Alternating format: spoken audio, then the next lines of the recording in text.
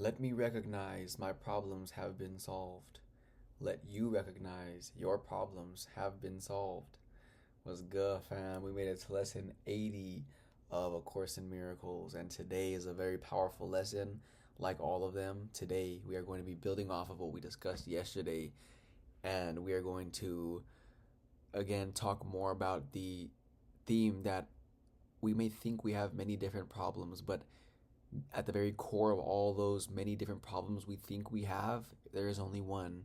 There's only one problem, and that problem has already been solved.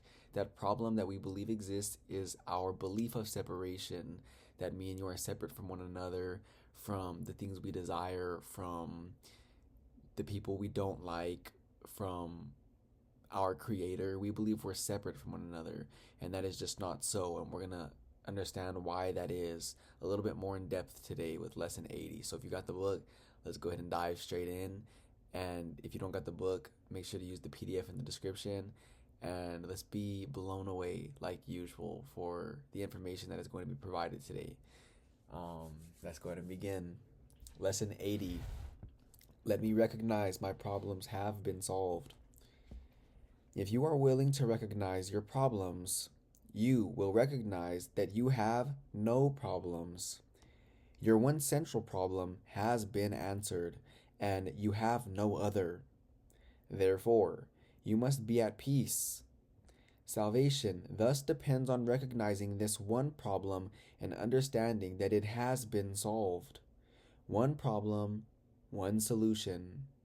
Salvation is accomplished. Freedom from the conflict has been given you. Accept that fact, and you are ready to take your rightful place in God's plan for salvation. So remember, the Course uses the word salvation, what me and you need to be saved from, and that the only thing me and you need to be saved from is ourselves, is our own illusions that we make apart from God, those worry, doubt, and fearful thoughts that we have in our mind that make us believe that we are separate, that we are not enough, that we are lacking something, that someone else is better than us, or any of the whole other host of illusions that me and you believe due to growing up in this world where they are natural. People have trained themselves out of alignment by thinking without their creator, because they are creators just like as God created them. Me and you are creators just as God created us, and we have been unknowingly miscreating, using all our power to make beliefs that we think are real, and they're not serving us no more. And today we are going to be saved from those, because that is all it is that me and you need salvation from. Your only problem has been solved. Repeat this over and over to yourself today with gratitude and conviction. You have recognized your only problem, opening the way for the Holy Spirit to give you God's answer. You have laid deception aside and seen the light of truth. You have accepted salvation for yourself by bringing the problem to the answer. And you can recognize the answer because the problem has been identified. You are entitled to peace today. A problem that has been resolved cannot trouble you. Only be certain you do not forget that all problems are the same. Their many forms will not deceive you while you remember this. One problem, one solution. Accept the peace this simple statement brings. In our longer practice periods today, we will claim the peace that must be ours when the problem and the answer have been brought together. The problem must be gone because God's answer cannot fail. Having recognized one, you have recognized the other. The solution is inherent in the problem. You are answered and have accepted the answer. You are saved. Now, let the peace that your acceptance brings be given you. Close your eyes and receive your reward. Recognize that your problems have been solved.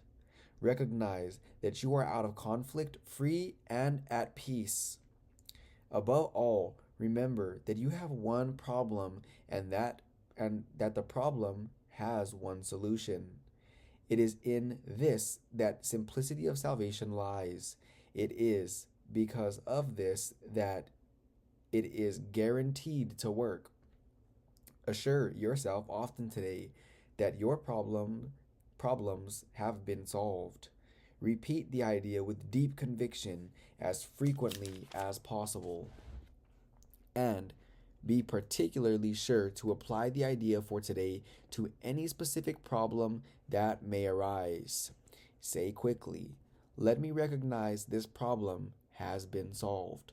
So today, while we're going about our day and applying these lessons, what we are going to do whenever a problem seems to confront us is repeat, let me recognize this problem has been solved, and look directly at whatever may be causing you worry or doubt or fear or upset, and understand that this situation or circumstance or event that is being presented to you right now seems like a problem. It appears like a problem, and it appears like a different problem than the one I just had a minute ago. They seem like two very different things, but whenever me and you understand, because me and you understand that there is only one problem, and that problem is the belief of separation, we understand, well, since there is no separation, this problem over here cannot be separate from this one over here, which means that although they appear separate at the core of their being, they are tied together. And that problem is, again, the belief of separation. Me and you are perfectly whole, and we fell asleep to this information and we forgot this truth. And today we have been reminded of truth. This does not need no defending, and this by now I'm sure is something that we have been looking forward to every day, because the repetition of this information, especially when we're together, is much more powerful than if we were doing this alone.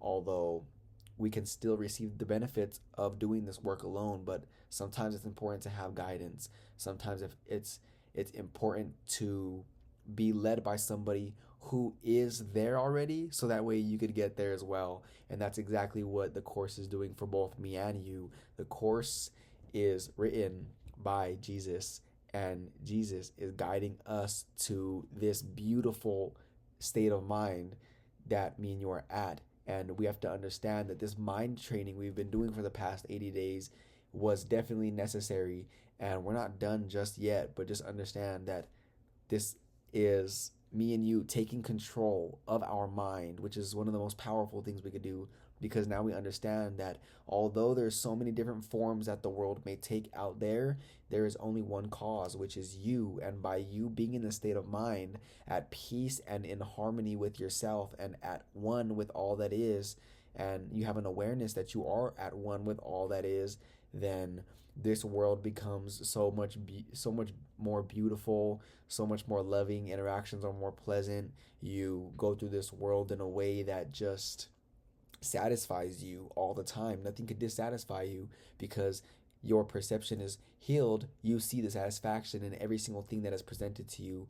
So let's go ahead and continue, but just know that we have reached the real world, and we are practicing this state of mind every day to make this once again our main hanging place. We are going to give this state of mind so much airtime that this is where we are without even trying, just on autopilot. So let us recognize that our problems have been solved. Let us be determined not to collect grievances today. Let us be determined to be free of problems that do not exist. The means is simple honesty. Do not deceive yourself about what the problem is, and you must recognize that it has been solved. Now, one more thing I do want to say before we conclude today's lesson is it says, let us be determined not to collect grievances today. So this becomes easier and easier as you begin to forgive all of those people who seem to have done you wrong in the past. The more you forgive, the more free you become. Let's just say I have 10 people that have really been on my mind recently, and those 10 individuals have all done something to me that I haven't forgiven them for yet. They have all done something really bad, it appears like, and in this world it appears justifiable. Well, let's just say I am in a hot air balloon, right? And attached to the base of the hot air balloon, there are 10 sandbags. And when I'm pulling the fire, I'm releasing the gas, and the fire begins to ignite, and the air balloon's lifting up. I'm not gonna go very far because I have 10 enormous sandbags holding me to the ground. Now, those 10 sandbags, what I'm going to do is, of course, I'm in the hot air balloon because I want to go up. That's the point, I'm in there. But because it's not lifting up as much as I would like it to, or with as little effort as I would like it to, that means I must cut those sandbags loose. And the only way to cut those sandbags loose is if I look at them individually, and I don't have to be in the presence of them, but in my mind, I think of the person who has been in my mind who I have not forgiven, and I forgive them right then and there, and I say, you know what, I understand that you have done something that appears to be really bad to me, and at that moment in time, I now can finally see that you are love and light, and so am I, and you wouldn't have done something to me like that if you were in your right state of mind. So I'm going to show you a little bit of compassion because you were you were looking for love as well, because it's either love or a cry for love, and you presented a cry for love whenever you did that bad thing to me. So I understand that if you were in your right state of mind, you wouldn't have done that, which means that you hurt me, and only hurt people hurt people. So you must have been hurting yourself so much that you wanted to get all of that projection out on someone else to make yourself feel a little bit better, because I understand that nobody does anything that they don't believe is the best path of least resistance for them in that moment. So you seen your salvation as doing that thing that you did to hurt me, and although that let you free a little bit and you felt better after doing that, you you only kind of imprisoned yourself more. So I understand that right now, in this moment, up until now, I haven't forgiven you because of my ego, and I'd rather be right more than be happy. But now I changed my decision. I would like to be happy and at peace and as God created me. Therefore, I'm going to forgive you now. I forgive you. I forgive you. I forgive you. And genuinely mean that when you're doing this process, and you just cut them loose. You cut that sandbag, and now you have 9 sandbags left.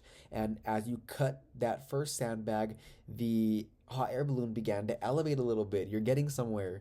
Now you go to the 9th sandbag, and you say, you know what, so and so, you did this to me, and it made me feel this way and this way. And I'm not sure if you were aware of that or not, or if you did this intentionally or not. But instead of being right, because although I could justify what you did was wrong, and I'm in the right, I would like to be happy, and I would like to be at peace and be in the state of mind where God would have me be. Therefore, I forgive you. And you cut another sandbag off, and sooner than later, you're gonna start to feel you're taking off to the top, because you're cutting everyone off, and you're letting everyone off the hook, and you're even letting yourself off the hook. Because remember, what you're doing to someone else, you're doing to yourself as well. So as you forgive them, you are really forgiving yourself for projecting that upset on them. Because remember, the point that we are working towards accomplishing is being in the state where they could have done that same thing to you that they did the first time that got you so upset, but they do it again, and it doesn't phase you, because you have only love within your heart, and you have no more projections. That all you could do is extend love, and you see this situation taking place as it really is, which is a cry for love. This individual is doing something that could upset you, or at least they're trying to, or they may be unaware that they're doing it, but it is a cry for love, because no one does anything that is out of accord with any of God's creations if they were in the right mind. So the fact that you are pure now, nothing can touch you. You are untouchable, and you're going to find yourself going to heights that you've never reached before. And it's important to understand that this lesson ended off with, let us be determined not to collect grievances today, meaning as you get rid of all the past grievances and you begin to let yourself free and begin to elevate, now understand that you may not fully be healed yet, because you still have internal projections that you're projecting on people, and things out there in this world are still going to push your buttons. You're still going to get triggered from time to time, And when that happens, in that instant, forgive them. And you don't have to do it to their face again, but whenever you're walking by someone, and this actually happened with me recently, I was I was walking by someone and they were just, I can't remember what happened honestly, but they did something that kind of triggered me. And in that moment, I kind of got a little frustrated and annoyed. And while I was walking, I remembered the lesson and I woke up and I was like, I forgive you. I'm sorry for condemning you. I forgive myself for even seeing from that perspective. I forgive myself. I don't want that no more. What is that projection that was within me that I just caused to have projected out there and see it out there? It's not really out there. The problem's within me. So I forgive myself for that. Now I would like that to be gone. Release this. Holy Spirit, may you please take this from me because I no longer want this. God, can you please release this and transmute this energy, this blocked energy that is blocking me from perceiving that brother of mine as he really is? And sooner soon enough, the same thing happened and I was unfazed because I let it go. I let that block that I had established within my consciousness go. Now it can no longer hurt me. I can no longer project that because I don't have it no more. Now, that is another powerful technique right there is the instant that you feel that grievance coming along, be aware and forgive that person and forgive yourself and apologize to yourself, because what you're going to do right there is you're going to let them off the hook right then and there. And remember, they may not even know that you're doing this in your mind, but you are the one that we're focused here because they have their own work to do. Me and you are focused on you. And as you let go of all those grievances and you begin to understand that the only reason why you're getting triggered is because of you, the originator of the projection, then you understand that you're really only forgiving yourself and letting yourself off the hook when you actually let someone else off the hook. Because again, at the core of our being, we are all one, we are all the same, and we are all united here. So that is a good stopping point for today. This was the end of lesson 80, and we will come back here tomorrow. And remember that tomorrow is review. So we are going to be reviewing the ideas that we've began with these past few weeks, and review lessons, just to prepare you, although we've already done one review so far, are very powerful. They're powerful for me because I get to go back on the lessons and be reminded of what I read that I may have forgot of, and it just strengthens those ideas in our minds more and more. So we have a big day this upcoming week with these review lessons, and until then, may we never be the same. I'll catch you tomorrow, same time, same place.